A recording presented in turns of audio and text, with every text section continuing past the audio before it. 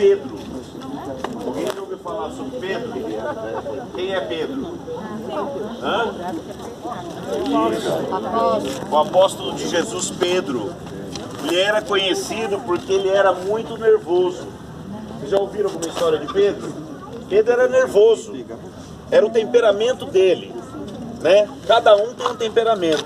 O João, ele era calmo, ele era amoroso. Por isso que a gente fala que o apóstolo João, o discípulo João, ele é o quê? O discípulo amado. Ele amava todo mundo, falava filhinhos, falava no diminutivo, com um jeito carinhoso para lidar com as pessoas.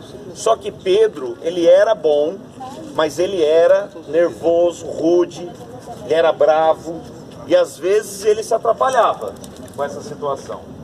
Uma vez Jesus quis entrar lá numa caverna onde tinha prostitutas, cobradores de impostos, e aí o Pedro barrou a frente de Jesus falando para não entrar. Mas aí Jesus olhou para ele e disse: Pedro, é aqui o meu lugar, é aqui que eu tenho que entrar.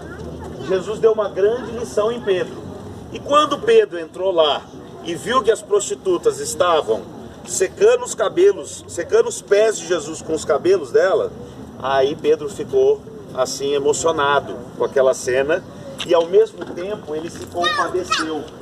Pedro deixou aquele lado humano dele, presta atenção, crianças, Pedro deixou aquele lado humano dele duro, aquele lado humano bravo, e se tornou amoroso quando ele viu que a prostituta se arrependeu, quando ele viu que o cobrador de impostos se arrependeu e disse que queria seguir Jesus. Ele se sentiu tão pequenininho porque ele já seguia Jesus. E é isso que eu quero conversar com vocês.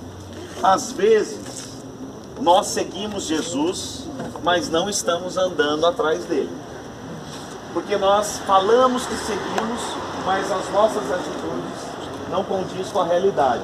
Ou seja, eu falo uma coisa que eu não faço. Eu acho que todo mundo aqui já fez isso um dia, falou algo que não fez, né?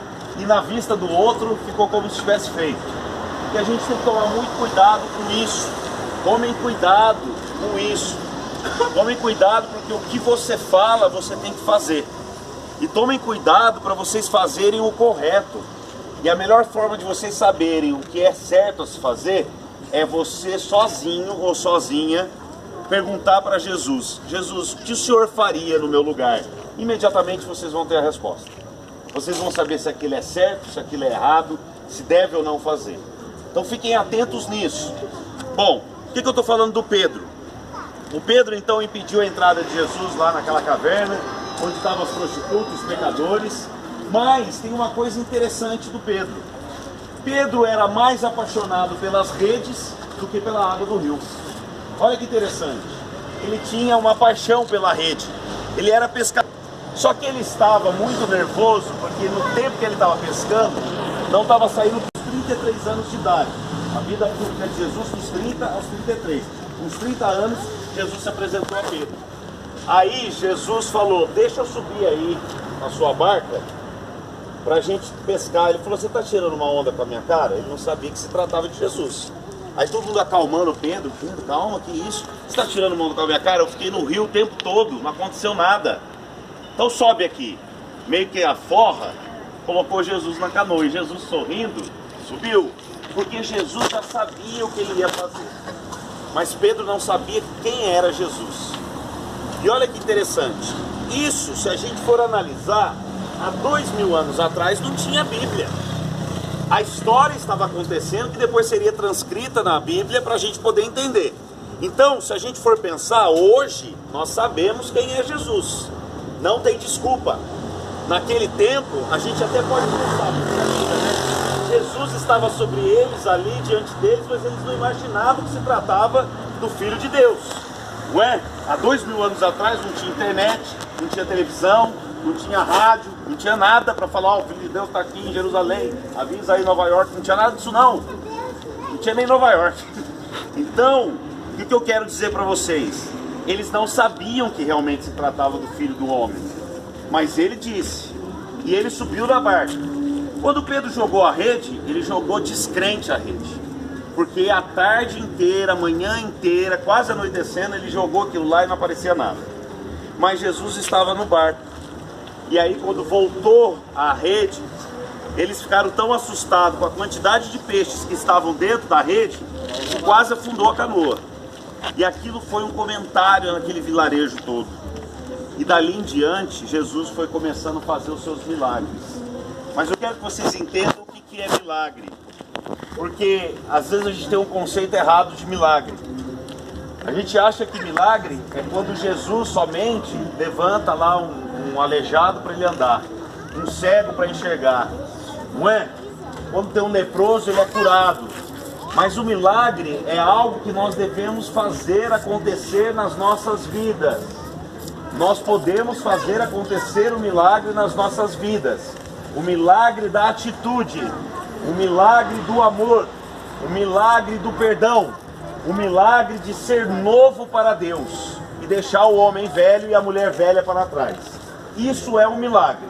É quando você aceita fazer aquilo que é fora do contexto na sua vida, mas o fora do contexto está acontecendo na sua vida. De certa forma é um milagre. Você está buscando um caminho de santidade com Deus. Professor, eu posso ser santo? Pode, mas eu uso calça jeans, eu posso ser santo? E daí? Santo de calça jeans, santo de bermuda, santo de saia. Você está entendendo? Pode ser santo sim, se buscar a santidade todos os dias. O que é buscar a santidade todos os dias? É você ver aquilo que não está bom em você e tentar melhorar e tentar mudar. Se conseguir mudar, você está caminhando para a santidade dos todos os dias. Aquela santidade que a gente precisa buscar todos os dias. Não é rede volta sem peixe. Muitos de vocês jogam a rede e ela volta leve, sem nada. Mas quando vocês compreendem o que é Jesus na vida de vocês, quando vocês jogarem a rede vai vir cheia. Vou dar um exemplo para vocês. Eu estou dirigindo agora na rua de Bauru aqui, 12 horas por dia. Eu estou fazendo tal do Uber para salvar a minha empresa, porque a minha empresa está balançada com a crise. Eu falei, pô, não quero fechar a empresa, então eu vou fazer um trabalho paralelo para jogar dinheiro na minha empresa. Então eu estou dirigindo 12 horas por dia. Um dia antes do feriado, eu estava tão cansado, que um cliente clicou lá no computador para eu pegar a corrida. Eu falei, não vou pegar não. Tá perto de casa, vou virar. No final das contas, acabei pegando.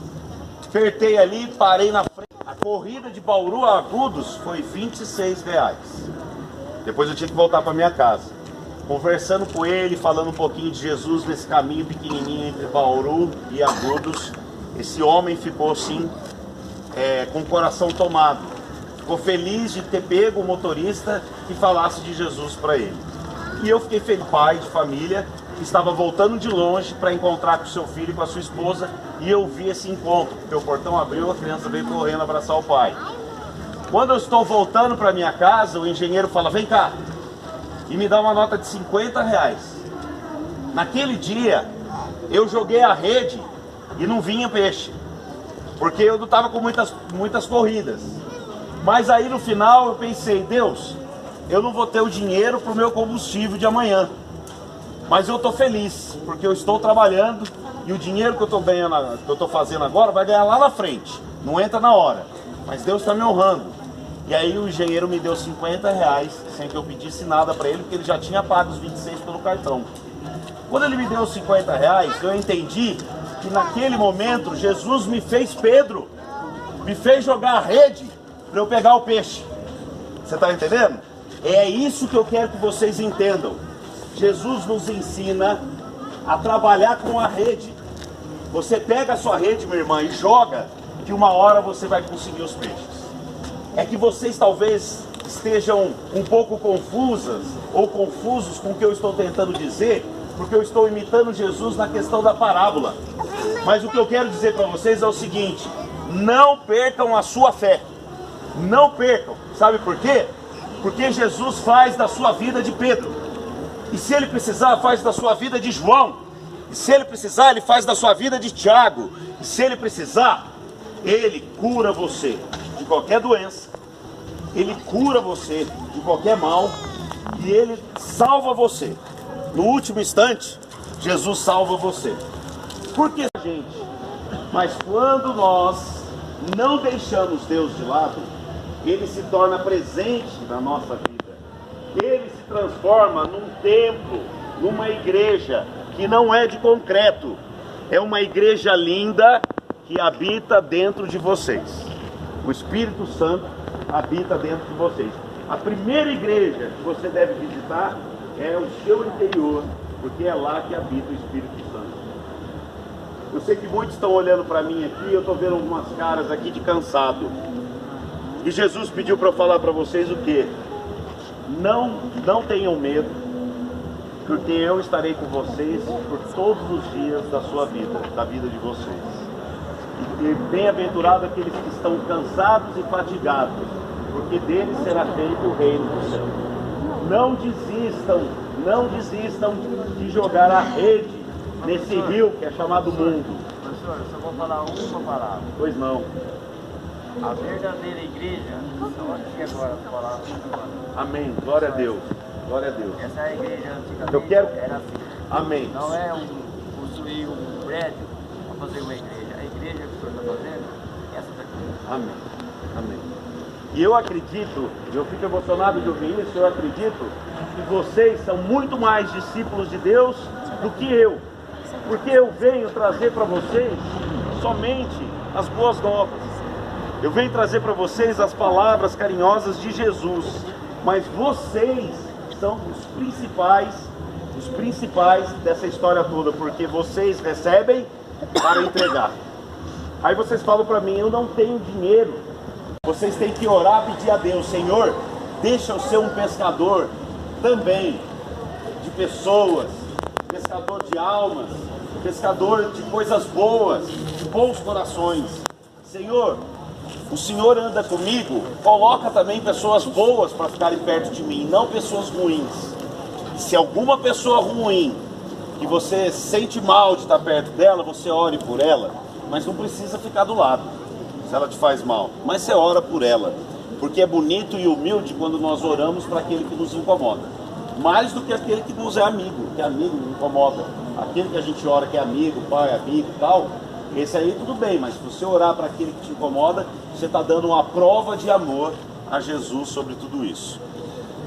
Tem uma criança amamentando, tem crianças aqui que estão sentadas, e Jesus disse, deixai vir a mim as criancinhas, que delas será feito o reino dos céus. Eu quero que vocês entendam que Jesus disse isso porque as crianças, elas são puras e imaculadas de coração, porque ainda não têm a maldade de um adulto. Eu tô doente, eu tô assim, sem emprego, eu não tenho dignidade, eu sofro as coisas do mundo, as privações do mundo, porque eu sou escolhido por Jesus. E por que não você? Foi assim que Jesus falou. E por que não você? Claro que sim, vocês são importantes tanto quanto aquele que tem o bem. Que às vezes ele é bom e às vezes ele é ruim, não importa. Às vezes também tem aquele que não tem nada e é ruim. O importante é que vocês compreendam que essa mensagem que eu estou trazendo para vocês hoje é para que vocês se alimentem desses peixes que vocês vão pescar nessa rede. Certo? É isso que eu queria dizer para vocês. Outro milagre que eu queria dizer para vocês.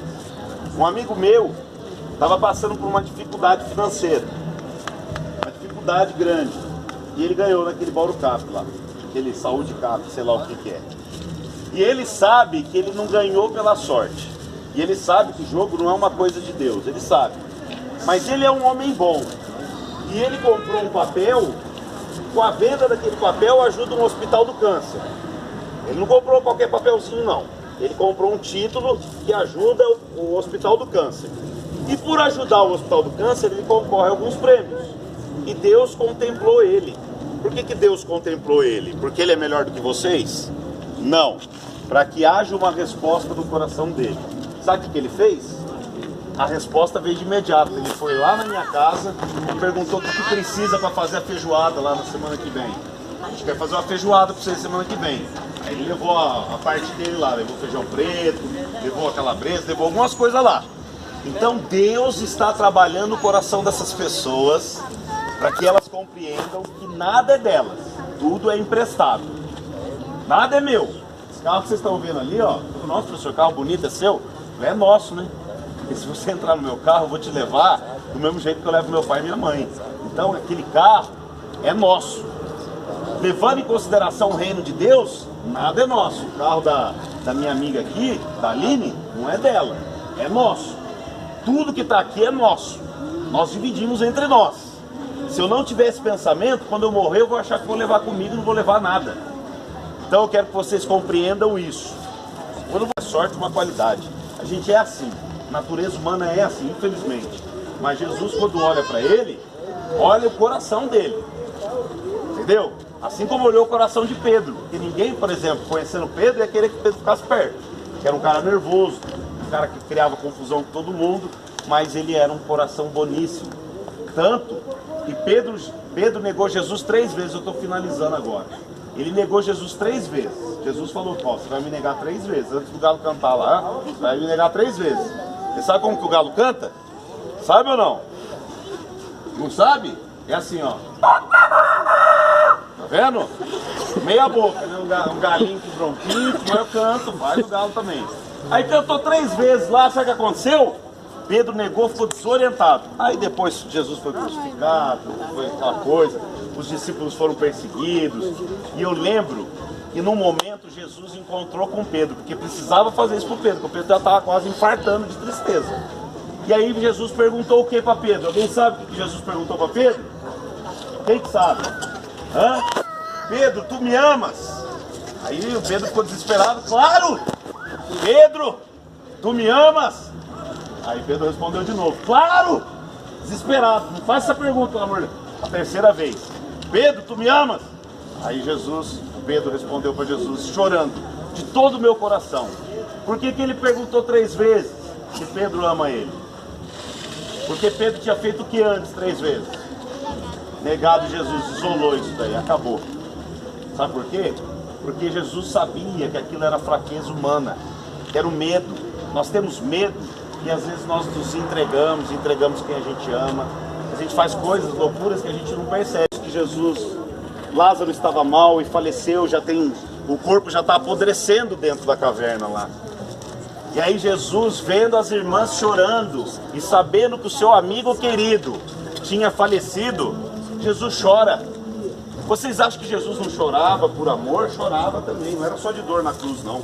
Chorava de alegria, chorava por amor. E aí Jesus gritou: Lázaro, saia para fora! O que aconteceu? Fala para mim, alguém sabe? Ele saiu andando. Isso mesmo, meu irmão. Obrigado. Ele saiu andando, porque para Deus nada é impossível. Parabéns, meu irmão. Muito obrigado. Então eu quero que vocês saibam disso. Quando vocês forem embora e tiverem uma dificuldade, lembra do que Jesus fez por Lázaro. Lembra do que Jesus fez nas redes, jogando no rio por Pedro. E lembra de todas as lições que Jesus deu quando disse: Pedro negou eu 3 vezes, mas eu fiz Pedro também dizer que me ama 3 vezes. Isso quer dizer que se você nega Jesus, se você vira as costas para Jesus, de repente você se dá de frente com ele de coração pedindo perdão, ele imediatamente esquece aquilo que você fez antes e vive o hoje. Vive o momento presente, vive o agora. O Senhor esteja no meio de nós, tá bom? Vamos rezar então a oração que o Pai nos ensinou.